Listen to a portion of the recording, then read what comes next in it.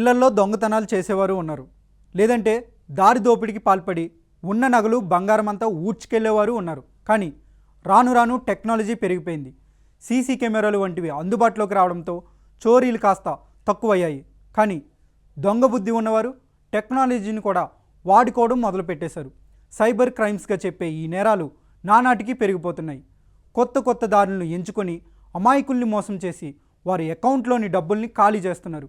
Digital అరెస్టులు, honey trap వంటివి రోజుకో స్కామ్ బయటకు వస్తున్నాయి. అయితే తాజాగా ఒక ముఠా కొత్త మోసానికి తెరదీసింది. మహిళలను ప్రెగ్నెంట్ చేస్తే భారీగా డబ్బులు ఇస్తామని ప్రకటన ఇచ్చారు. ఆ యాడ్ని చూసిన వారిలో కొందరు కాల్ చేసి ఇరుకుని పడ్డారు, ఘోరంగా మోసపోయారు. ప్రస్తుతం ఈ కుంభకోణానికి సంబంధించిన వార్త సోషల్ మీడియాలో వైరల్ అవుతుంది. బీహార్లో వెలుగు చూసిన ఈ మోసం అందరినీ ఆశ్చర్యానికి గురిచేస్తుంది. ఒక ముఠా డబ్బుల కోసం సరికొత్త ప్రయత్నం చేసింది. సంతానం లేని మహిళలను గర్భవతులను చేస్తే భారీ మొత్తంలో డబ్బులు సంపాదించుకోవచ్చని సోషల్ మీడియాలో యాడ్స్ ఇచ్చింది. అవి నిజం అని నమ్మిన కొందరు యాడ్స్లో పేర్కొన్న నెంబర్కు మెయిల్కు మెసేజ్ చేశారు. చివరకు మోసపోయారు. ఇలాంటి నేరాలపై పోలీసులకు వరుస ఫిర్యాదులు అందడంతో దర్యాప్తు చేపట్టారు. అసలు విషయం బయటకు వచ్చింది. బీహార్లోని నవాడా జిల్లాలో ఈ స్కామ్ వెలుగులోకి రాగా పలువురు ముఠా సభ్యులను పోలీసులు అరెస్ట్ చేశారు.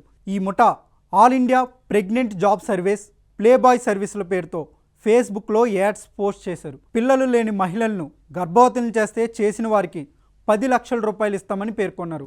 ఒకవేళ వారిని ప్రెగ్నెంట్ చేయడంలో విఫలమైతే 50,000 నుంచి 5 లక్షల రూపాయల వరకు ఇస్తామని పేర్కొన్నారు. అయితే ఆ సోషల్ మీడియా యాడ్స్ చూసి కక్కుర్తిపడ్డ కొందరు వ్యక్తులు అందులో ఇచ్చిన నెంబర్ల ఆధారంగా ఆ ముఠా సభ్యులను ఆశ్రయించారు. తమ వద్దకు వచ్చిన వారి నుంచి pan card, Aadhaar card, selfie, ఇతర వివరాలను ముఠా సభ్యులు తీసుకున్నారు. ఆ తర్వాత రిజిస్ట్రేషన్ ఛార్జీలు, హోటల్ రూమ్ బుకింగ్స్ పేరుతో వారి వద్ద నుంచే భారీగా డబ్బులు వసూలు చేశారు. ఒకవేళ వారు డబ్బులు ఇవ్వడానికి నిరాకరిస్తే ఆ విషయం అందరికీ చెప్తామని బెదిరించేవారు. పరువు పోతుందని భయపడిన చాలామంది ఆ ముఠా చేతిలో చిక్కి జేబులు గుల్ల చేసుకున్నారు. అయితే కొందరు మాత్రం పోలీసులకు ఫిర్యాదు చేశారు. దీంతో రంగంలోకి దిగి పోలీసులు కేసు నమోదు చేసుకుని విచారణ మొదలుపెట్టారు. 3 నిందితులను అరెస్ట్ చేశారు. బాధితులతో చేసిన వాట్సాప్ చాట్, కస్టమర్ ఫోటోలు, ఆడియో రికార్డింగ్లు, బ్యాంక్ లావాదేవీలను భారీగా గుర్తించినట్లు పోలీసులు తెలిపారు.